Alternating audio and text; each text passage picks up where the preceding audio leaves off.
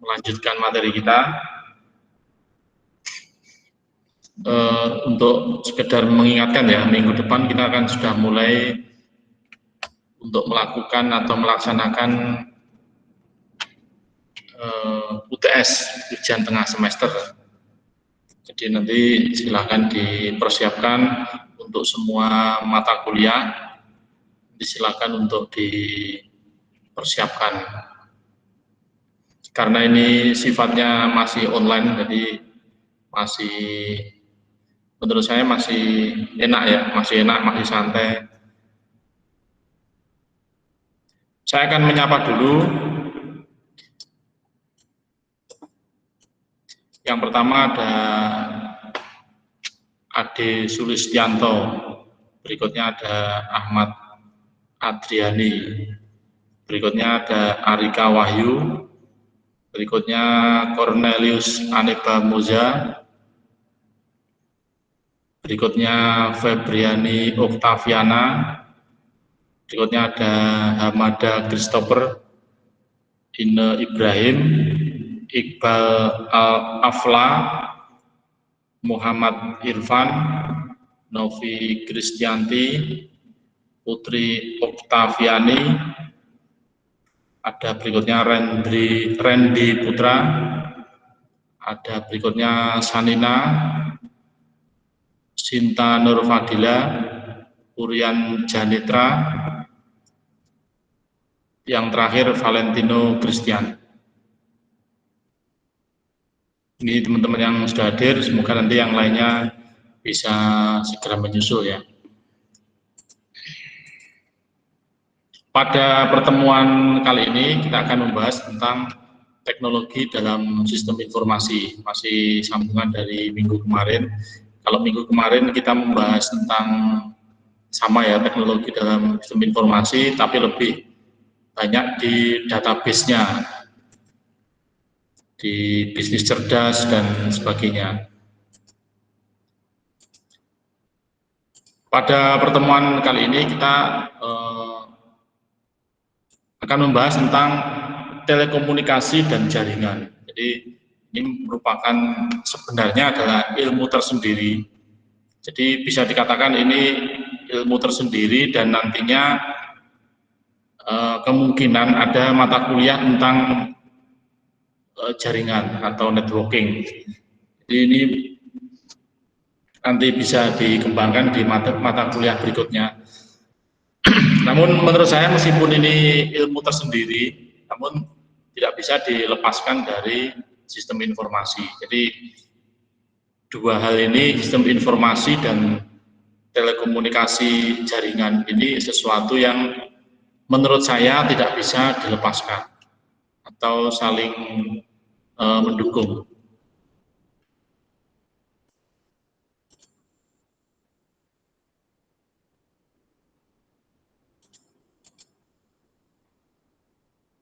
Nanti kita akan jelaskan di penjelasan berikutnya tentang hubungan dari sistem informasi dan jaringan. Pokok bahasan dalam materi ini adalah telekomunikasi, jaringan, topologi jaringan, dasar pemrosesan jaringan. Yang pertama, telekomunikasi dan jaringan.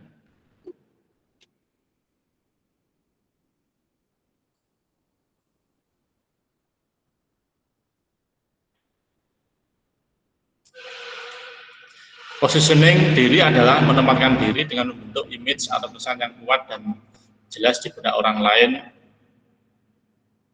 mengenai diri sendiri. Ini sebenarnya tidak ada hubungan khusus dengan jaringan ya. Ini dari Montoya 2009. Telekomunikasi merupakan transmisi elektronik dari sinyal untuk komunikasi. Jadi telekomunikasi itu tujuan atau output yang utama adalah berkomunikasi dengan bisa manusia dengan manusia, mesin dengan mesin, manusia dengan mesin, dan sebagainya. Media telekomunikasi, material apapun yang membawa sinyal elektronik untuk mendukung komunikasi antara perangkat pengirim dan penerima. Jadi medianya apa? Medianya apapun ya. Kalau dulu harus pakai kabel, sekarang bisa pakai sinyal radio, sinyal misalkan pakai wifi dan sebagainya.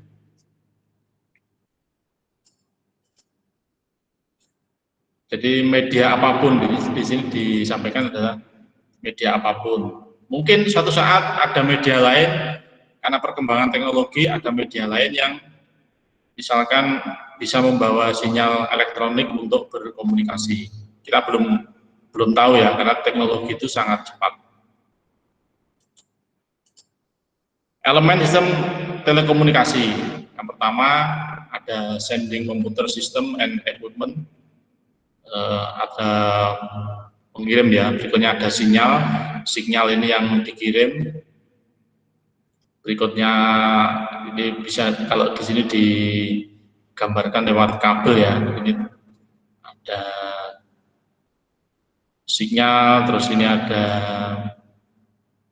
medium, ini ada telecommunication device, ini bisa berupa switch hub, router, macam-macam ini bentuknya. Terus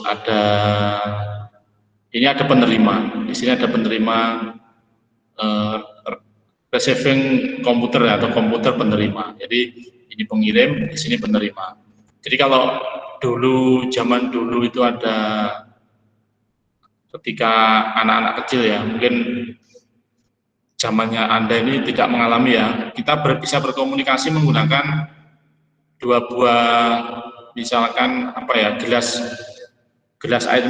air mineral itu dihubungkan dengan benang, itu bisa berkomunikasi agak sedikit lebih jelas ya dibanding tanpa benang itu. Itu sama prinsipnya.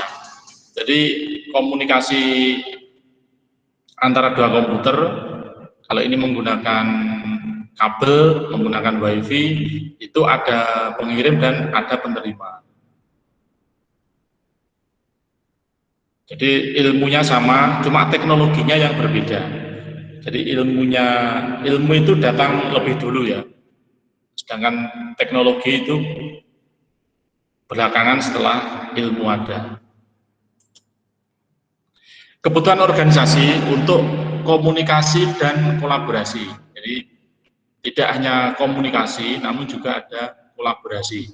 Sama seperti Anda berkomunikasi dengan teman Anda saat merencanakan liburan atau mengatur acara bersama, atau berkolaborasi dengan rekan tim dalam tugas kelas. Jadi perkembangan sekarang itu selain berkomunikasi juga berkolaborasi. Organisasi mengandalkan komunikasi dan kolaborasi yang efektif, yaitu dua orang atau lebih yang bekerja bersama untuk mencapai tujuan bersama, keduanya dalam dan di luar batas organisasi. Jadi salah satu bentuk kolaborasi itu misalkan dalam sebuah grup itu mengerjakan beberapa tugas yang dibagi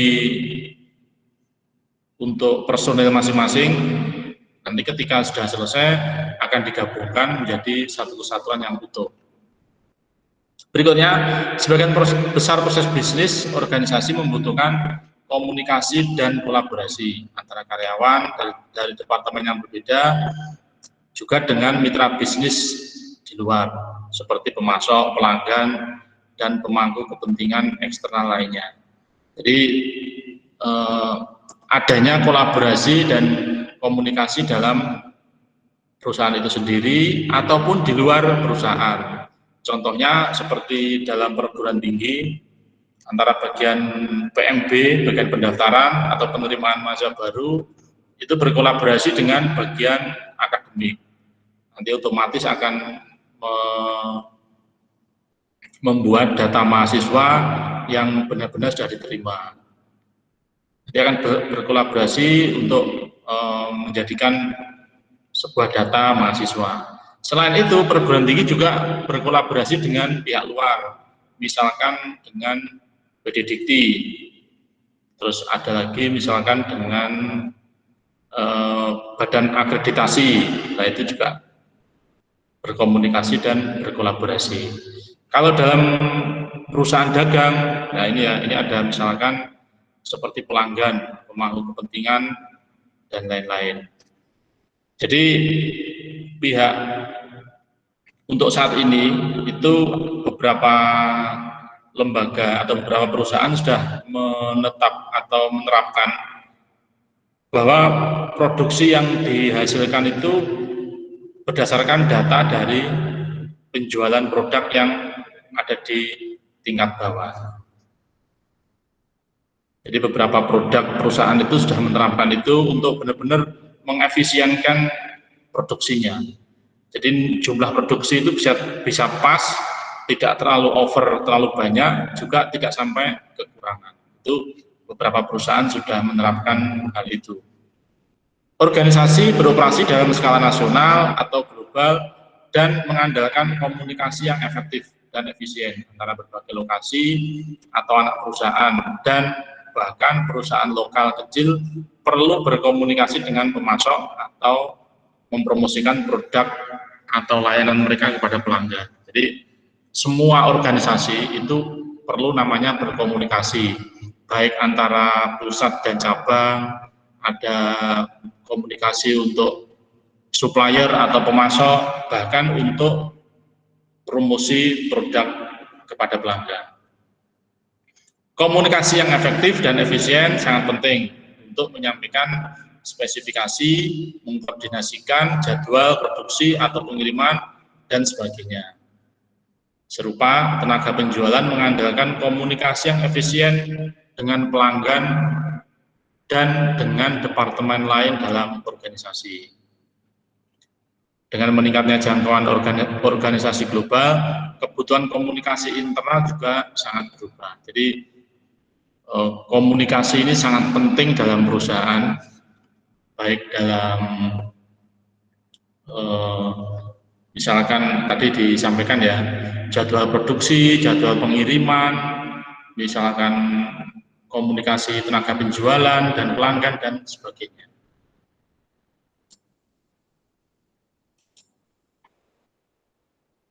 Berikutnya ada virtual team. Nah, ini sudah mulai banyak digunakan sebagai alat kolaborasi dan komunikasi yang muncul oleh internet, di mana tim dalam proyek tidak perlu berada di satu tempat. Bisnis kini membentuk tim virtual yang terdiri dari anggota tim dari wilayah geografis yang berbeda dan berkumpul sesuai kebutuhan untuk berkolaborasi dalam proyek tertentu. Jadi virtual team ini bukan orangnya yang virtual, enggak ya, lokasinya yang virtual. Jadi tidak harus dalam satu lokasi yang sama. Namun sekali lagi ini tetap dengan itu ya, dengan kondisi yang misalkan mendukung adanya internet, adanya macam-macam. Jadi harus benar-benar perusahaan yang mendukung. Tidak semua usaha bisa dilaksanakan atau dibentuk dengan virtual team.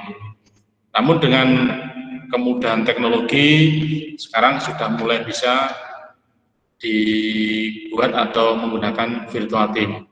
Sebagai contoh ini ya, tim virtual biasanya digunakan untuk tugas-tugas seperti mengembangkan sistem perangkat lunak, misalnya pemrograman di Jakarta, manajer proyek di Medan, dan menguji berada di Yogyakarta. Jadi sekarang sudah untuk bisnis yang atau untuk sistem informasi khususnya ya, itu yang produk utamanya itu berupa perangkat lunak atau software, itu sangat mungkin untuk menggunakan virtual team. Jadi sekarang ini sudah banyak alat, banyak tools untuk bekerja dengan virtual team. Seperti pengalaman saya, jadi saya itu banyak mengerjakan beberapa perusahaan yang saya sendiri tidak pernah tahu persis di mana lokasinya. Karena apa? Karena semuanya bisa dijalankan dengan media internet. mulai pemasangan, mulai training, mulai macam-macam sudah full bisa dilaksanakan menggunakan bentuk virtual, baik menggunakan video tutorial, baik menggunakan misalkan Zoom, misalkan ada lagi remote desktop, ada lagi misalkan TeamViewer, nah itu TeamViewer, terus ada AnyDesk, itu merupakan produk yang secara khusus digunakan untuk meremote atau mengerjakan tugas-tugas dengan media internet. Jadi saya misalkan menginstal aplikasi di Jakarta, itu tidak perlu datang ke sana, cukup komputernya dipasang aplikasi itu, dan saya bisa mengerjakan, menginstal, melakukan apapun di komputer yang jaraknya cukup jauh. Mungkin teman-teman juga sudah pernah ya. Dan di masa seperti ini, perusahaan-perusahaan itu menjadi cukup terkenal. Salah satu buktinya, kalau Anda mungkin suka sepak bola ya, perusahaan yang namanya TeamViewer itu digunakan untuk mengkoneksikan dengan hampir mirip seperti Google Meet seperti ini ya, tapi dia bisa meremote atau menjalankan komputer dari tempat lain. Itu menjadi sponsor utama di klub Manchester United, klub sepak bola di Inggris yang cukup terkenal ya.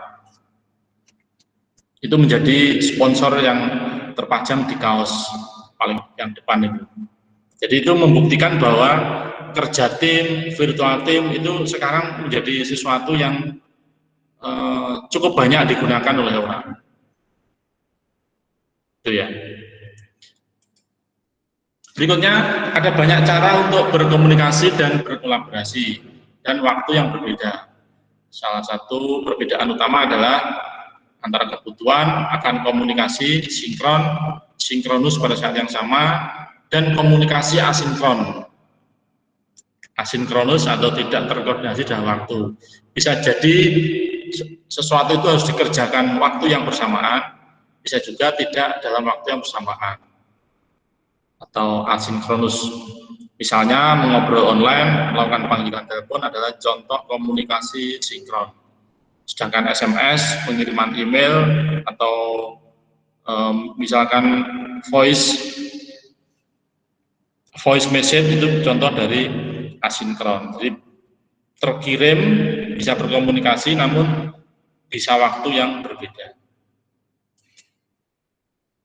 Berikutnya masih dalam kebutuhan organisasi, ada namanya video conference ya, seperti ini ya. Seperti ini tuh hal-hal yang saya terus terang juga masih menggunakan seperti ini itu dalam 3 tahun terakhir mungkin ya. Jadi masih dalam sebelum pandemi memang sudah menggunakan seperti ini, tapi tidak terlalu sering. Namun ketika masa pandemi COVID ini, semua orang, semua organisasi dituntut untuk banyak menggunakan video conference seperti kita sekarang ini ya. Jadi organisasi secara rutin melakukan konferensi video untuk menggantikan pertemuan tradisional dengan berbagai aplikasi di perangkat seluler. Mungkin perjalanan. Sebagai contoh, tim virtual biasanya digunakan untuk tugas-tugas seperti mengembangkan sistem perangkat lunak. Misalkan pemrograman Jakarta yang tadi itu ya. Sebagai contoh, video conference sangat efisien. Contohnya gini, dosen yang ada di Kediri itu sering sekali melakukan koordinasi, melakukan rapat, melakukan pertemuan secara video conference dengan Semarang. Itu sehari bisa sampai 3 kali, pagi, siang, sore atau malam, itu beberapa dosen seperti itu. Itu bisa kita bayangkan ya, perjalanan Kediri ke Semarang itu sekitar 4 jam. Kalau naik mobil lewat tol, itu untuk tolnya, untuk biaya tol itu satu perjalanan sekitar 500.000. Jadi 2 pulang pergi 1 juta. BBM-nya sekitar 400 ribuan. Jadi sudah berapa ya? Sudah 1.400.000 ribuan. Belum nanti makannya dan sebagainya. Nah, dengan video conference ini cukup mudah ya. Bisa sehari 2 kali, 3 kali tanpa memperhitungkan biaya yang cukup besar. Itu contoh pemanfaatan video conference. Termasuk seperti Anda ini ya, mungkin yang rumahnya jauh itu tidak perlu datang ke kampus, bisa melakukan perkuliahan secara online. Namun sekali lagi, bentuk seperti ini tetap memiliki kelemahan, tetap memiliki kekurangan. Secara emosional, ketika kita rapat, ketika ada pertemuan, itu akan berbeda, baik rasanya, baik mungkin pemahaman dan sebagainya itu akan berbeda ketika bertemu tatap muka. Karena tatap muka itu orang ketika berkomunikasi itu bisa misalkan melihat wajahnya, terus mungkin ekspresinya itu berbeda ya. Namun karena kondisi tetap kita dipaksa untuk masih tetap menggunakan video conference.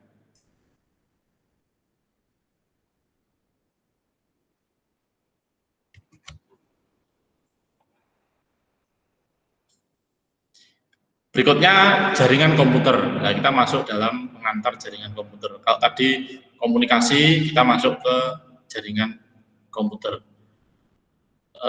Antara telekomunikasi dan jaringan ini sebenarnya sesuatu yang saling terkait ya, karena kita bisa berkomunikasi kalau ada jaringannya. Kalau tidak ada jaringannya, tidak akan bisa berkomunikasi. Jaringan komputer itu media, perangkat, atau software komunikasi yang dibutuhkan untuk terhubung dengan 2 atau lebih sistem komputer atau perangkat. Jadi jaringan komputer ini bisa berupa media, perangkat, mungkin perangkat keras dan sebagainya, yang dibutuhkan untuk terhubung dengan 2 atau lebih sistem komputer.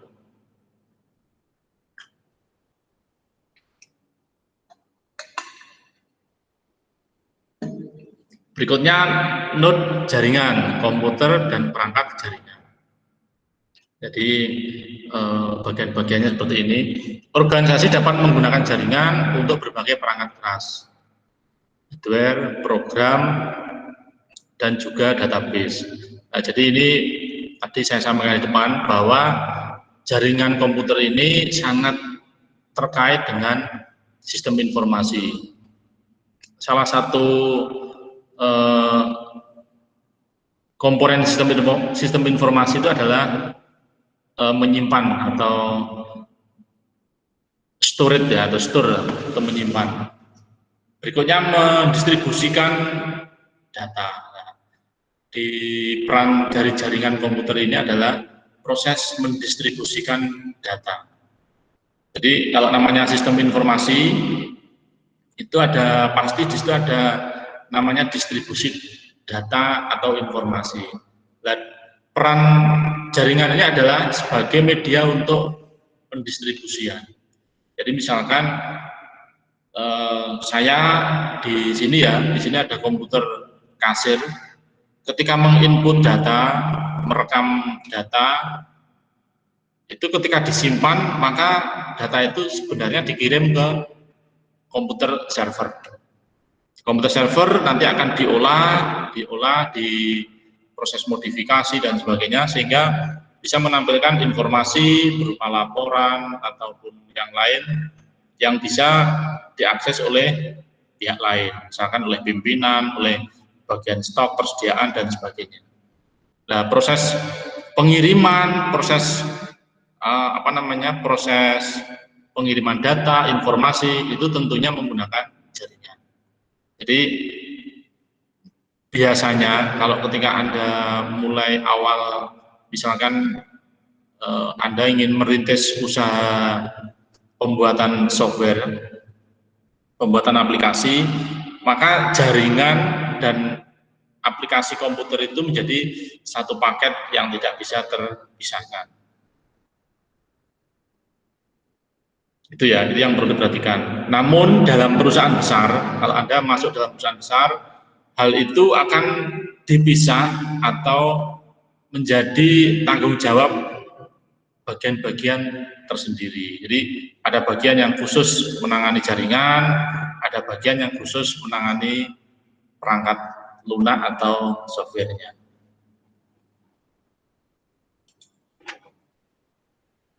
Berikutnya topologi jaringan, struktur, bentuk atau struktur jaringan termasuk penataan, tautan, atau hubungan, komunikasi, dan perangkat keras di jaringan. Jadi topologi jaringan ini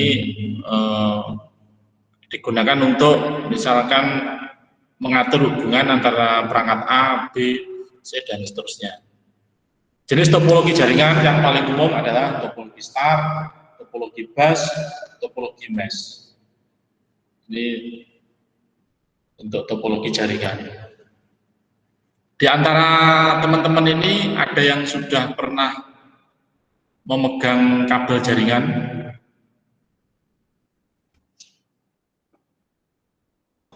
Belum. Belum ya? Nanti gini, jaringan itu yang paling sederhana itu menggunakan kabel memang. Jadi kabel, ada namanya kabel jaringan. Kabel jaringan itu di situ ada namanya konektor. Nah, paling tidak Anda minimal kalau Anda sebagai mahasiswa sistem informasi minimal bisa mengkoneksikan menggunakan kabel jaringan maksudnya. Kabel jaringan itu minimal ya, standar. Kalau menurut saya standar minimum. Nanti Anda silakan mungkin kalau punya 2 laptop atau 2 komputer, silakan belajar untuk menghubungkan 2 komputer itu. Kalau tidak bisa, ya menggunakan punya teman Anda. Berikutnya Anda beli kabel, kalau tidak salah 1 meter itu 5.000. Anda bisa membeli misalkan 2 meter, 10.000, kan tidak mahal. Anda coba untuk mengkoneksikan 2 komputer atau 2 perangkat. Nantinya di semester berikutnya akan ada aplikasi, misalkan aplikasi pemrograman yang itu nanti mungkin ada materi untuk client server misalkan. Jadi tidak hanya komputer atau aplikasi itu tidak hanya dijalankan di komputer Anda, tapi bisa juga diakses di komputer yang lain. Itu biasanya salah satu medianya yang paling sederhana itu menggunakan kabel. Nanti bisa dikembangkan menggunakan WiFi, menggunakan macam-macam ya. Nanti WiFi, terus nanti kabel bisa dikombinasi dengan menggunakan VPN, Virtual Private Number, atau VPN, Virtual Private Networking. Ada juga nanti dikembangkan lagi menggunakan mikrotik dan sebagainya. Nah, itu nanti cukup menarik untuk dipelajari.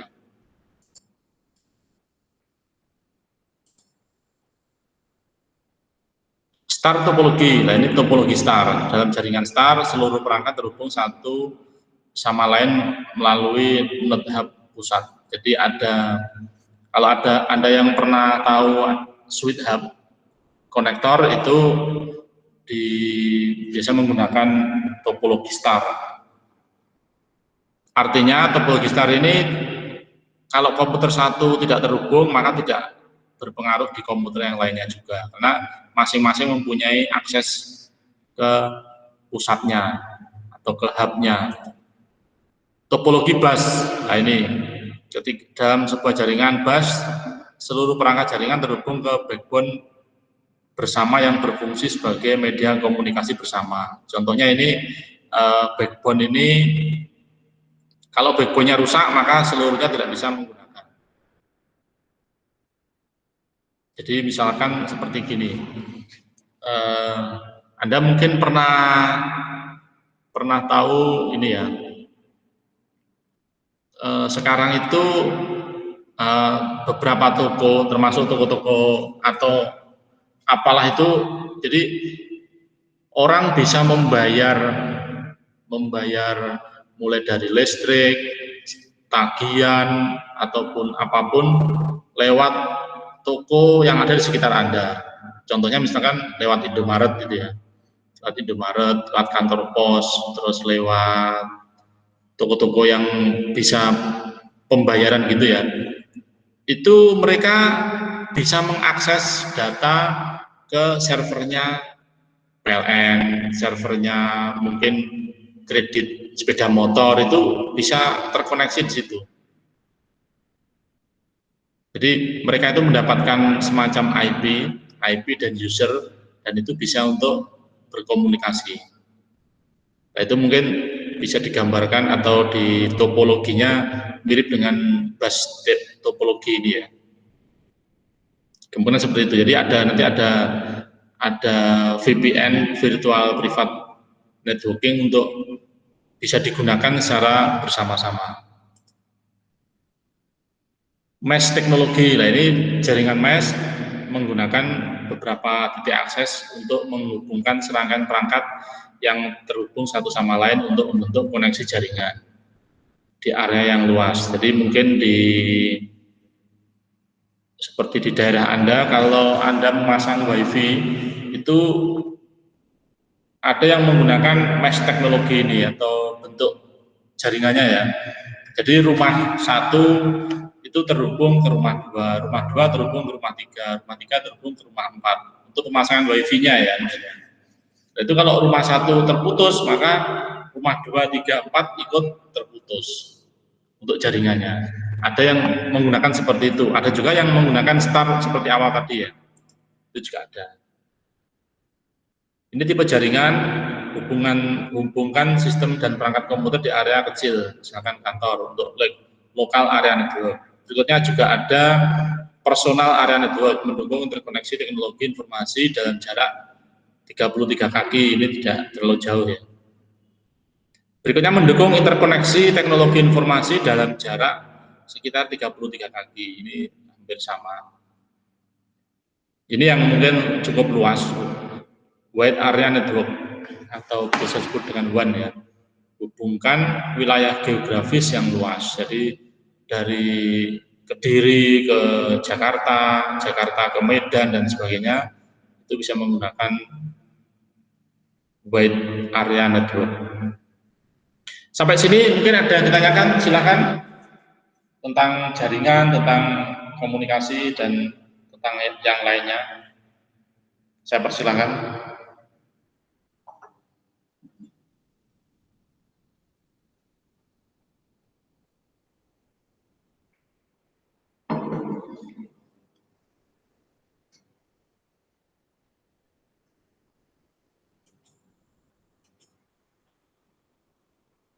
Masih cukup jelas ya?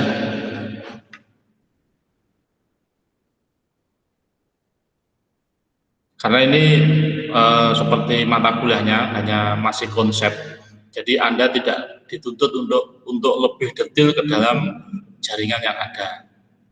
Tapi nanti semoga ada ya, semoga ada mata kuliah tentang jaringan, itu menurut saya sangat penting sekali. Jadi kalau Anda membuat sistem, membuat aplikasi, namun tidak bisa diakses dari komputer lain melalui jaringan ataupun melalui apa, itu tentu manfaatnya akan kurang maksimal. Jadi jaringan ini sangat sangat penting sekali ya.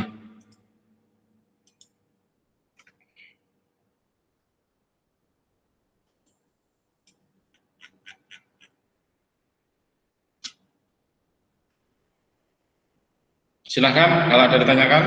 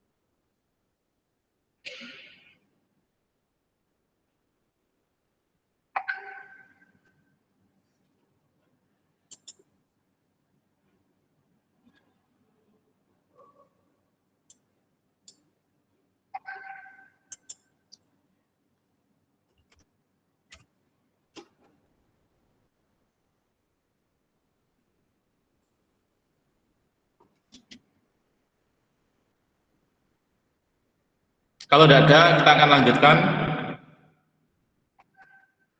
Nah ini ya, ini ada jaringan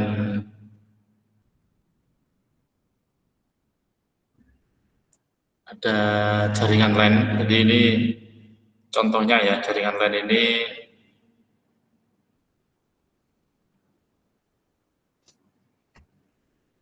executive computer and device. Ada biasanya misalkan dalam kantor itu untuk mendesain, untuk mencetak dan sebagainya, itu bisa menggunakan bentuk LAN seperti ini. Local area network ya, menggunakan tipe LAN ini. Jadi bisa saling terhubung. Ini contohnya ini kebetulan bentuknya seperti ini. Namun dalam prakteknya LAN itu bisa menggunakan menggunakan topologi star yang tadi saya sampaikan ya. Jadi di tengah ini mungkin ada namanya switch hub yang mungkin sudah pernah tahu ya. Switch hub atau mungkin router ataupun mikrotik ataupun apapun itu yang berfungsi untuk mengatur mengatur koneksi dan jaringan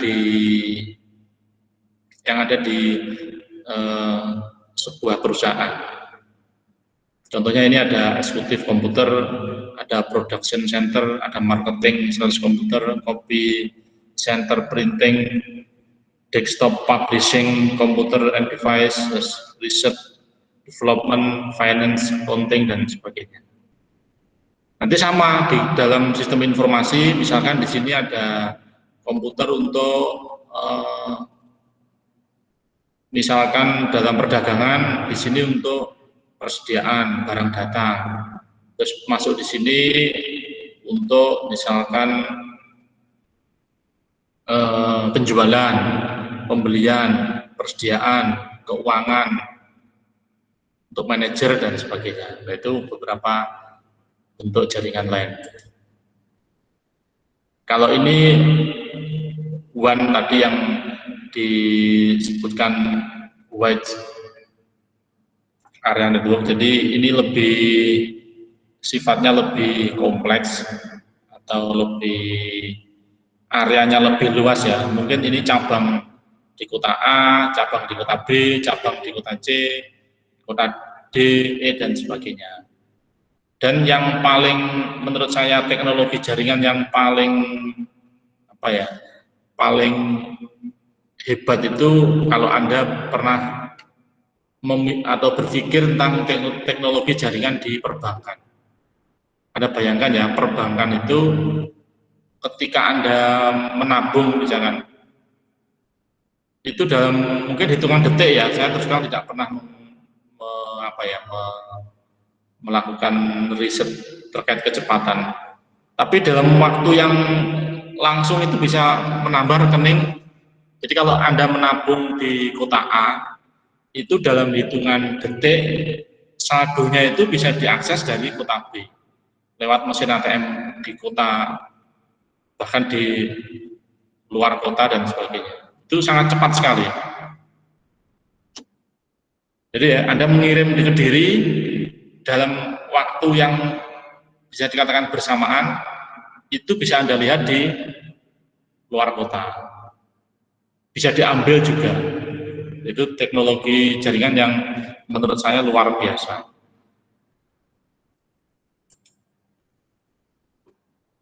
Berikutnya dasar pemrosesan jaringan. Ada yang pertama ada pemrosesan terpusat. Jadi semua pemrosesan terjadi di satu lokasi atau fasilitas. Berikutnya pemrosesan terdesentralisasi. Perangkat pemrosesan ditempatkan di berbagai lokasi terpencil. Berikutnya pemrosesan terdistribusi. Perangkat pemrosesan ditempatkan di lokasi yang jauh tetapi terhubung satu sama lain melalui jaringan. Jadi ada beberapa teknologi pemrosesan. Ini nanti juga sangat penting terhadap sistem informasi, terhadap aplikasi yang nanti Anda bangun. Jadi pemrosesan terpusat ini semua proses bisa dikatakan semua data itu terjadi di satu lokasi atau fasilitas. Terus ada lagi yang terdesentralisasi, jadi terbagi lokasi terpencil, jadi dipisah-pisah ya.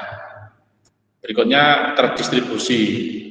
Terus ada lagi sistem file server, kemudian dapat berbagi data melalui komputasi server file. Nah, ini yang banyak nanti digunakan. Ada juga sifatnya itu gabungan. Jadi gini, gabungan itu contohnya ya di Indomaret. Indomaret itu atau di banyak toko atau toko yang mempunyai banyak cabang. Di masing-masing Indomaret atau Alfamart itu memiliki server tersendiri di tiap-tiap cabang. Jadi dia bisa dikatakan sistem file server bentuknya. Namun dia juga terkoneksi dengan cabang-cabang yang lain, terkoneksi mungkin dengan depo ya atau apa ya, atau warehouse atau gudangnya lah mungkin dikatakan gitu. Dia terkoneksi dengan gudang atau mungkin depo atau gudang induk. Namun pasti dia juga terkoneksi dengan secara terpusat. Nah, itu bisa dikatakan sebagai gabungan ya. Jadi dia ada file server sendiri, terus dia juga terdesentralisasi karena masing-masing perusahaan, masing-masing cabang itu punya server, juga terdistribusi, masing-masing cabang bisa terhubung satu dengan yang lain. Itu berdasarkan diskusi singkat dengan salah satu teman yang ada di Indomaret ya. Tapi kalau secara real itu perlu mungkin analisa, perlu melihat langsung, tentunya harus ada izin dan sebagainya. Tapi kalau secara singkat bentuknya seperti itu. Ini sistem client server, jadi ada klien, ada server. Jadi ini bisa masuk, bisa mengambil data dan sebagainya. Tugasnya, biasanya gini, tugasnya klien itu lebih kepada misalkan menampilkan data, menampilkan laporan. Kalau server nanti fungsinya untuk memproses. Jadi database-nya itu terletak di server yang itu bisa diakses oleh komputer klien yang ada di dalam jaringan. Ini ya sistem client server, arsitektur klien atau server, beberapa platform komputer didedikasikan untuk fungsi khusus. Jadi ketika nanti ada perangkat itu yang ada perangkat khusus yang dia didedikasikan untuk server misalkan, itu ada. Atau untuk klien termasuk Windows-nya atau Windows sistem operasi itu ada namanya Windows Server, mungkin yang pernah tahu ya. Selain Windows yang kita kenal ada Windows 7, terus ada Windows 8, Windows 10. Yang ini yang sudah di launching atau belum ya, saya kurang tahu yang Windows 11. Itu selain itu juga ada produknya Microsoft, ada Windows Server. Mulai Windows Server 2000, Windows Server 2005, Windows Server 2012, yang pernah saya tahu sekarang ada Windows Server 2016 kalau yang saya melihat langsung ya. Tapi kalau selain itu yang mungkin terbaru juga ada, tapi saya terus terang belum pernah melihat. Nah itu memang dia di setting khusus untuk client server. Ya ini kalau smartphone ini juga cukup banyak lagi. Jadi kalau smartphone ini kombinasi dari fungsional ponsel, kamera, browser, web, email, pemutar MP3 dan sebagainya. Memiliki sistem operasi software sendiri. Berikutnya ada modem, yaitu contohnya smartphone itu contoh perangkat yang bisa juga digunakan untuk jaringan, untuk telekomunikasi dan sebagainya. Berikutnya modem atau perangkat modulasi atau demodulasi. Yang modem seperti biasanya itu ya. Berikutnya perangkat keras telekomunikasi adalah multiplexer, jadi gabungan dari sumber data dari satu sinyal keluaran yang membawa banyak saluran. Ada front end proses, komputer tujuan khusus yang mengelola komunikasi ke dan dari sistem komputer. Ada private branch exchange, pertukaran switch telepon yang melayani satu organisasi. Nah ini contoh beberapa perangkat keras telekomunikasi. Ada switch ini menggunakan alamat perangkat fisik di setiap pesan masuk jaringan. Di sini ada switch hub itu ya, yang mungkin biasa kita gunakan, semacam terminal yang untuk membagi jaringan.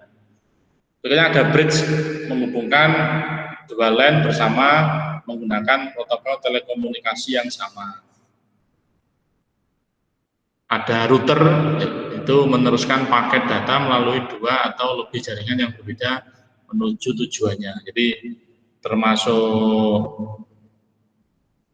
router ini ada produk namanya tadi sempat saya sampaikan ya, Mikrotik. Mikrotik itu bisa dikatakan sebagai router yang dia mempunyai merek tersendiri ya, jadi sudah ada perangkat, ada softwarenya.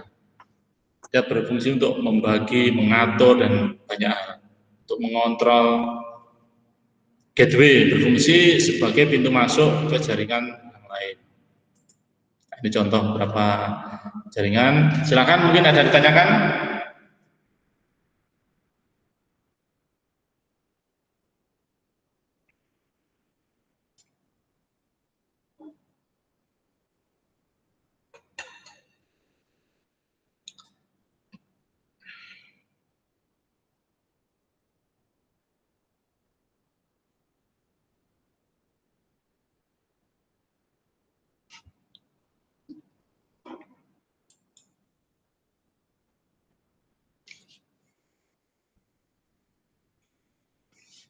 Silakan kalau ada ditanyakan.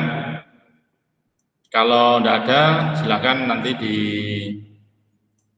diisi forumnya ya. Jadi sudah saya siapkan forum.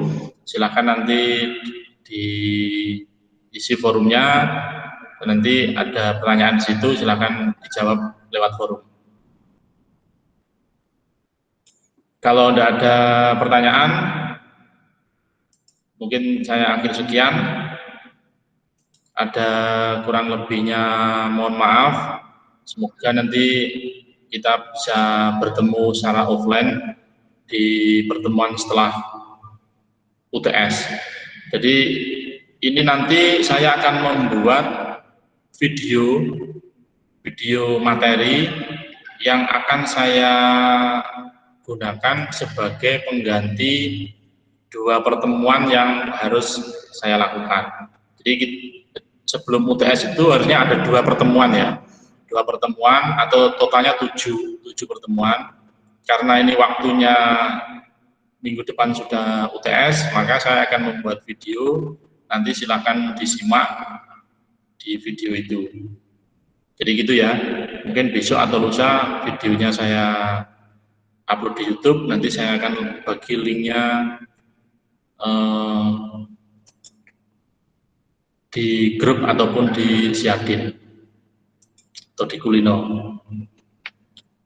Demikian untuk pertemuan kita ini, ada kurang lebihnya saya mohon maaf. Terima kasih. Wassalamualaikum warahmatullahi wabarakatuh. Waalaikumsalam. Terima kasih Pak warahmatullahi wabarakatuh. Terima kasih Pak. Sama-sama.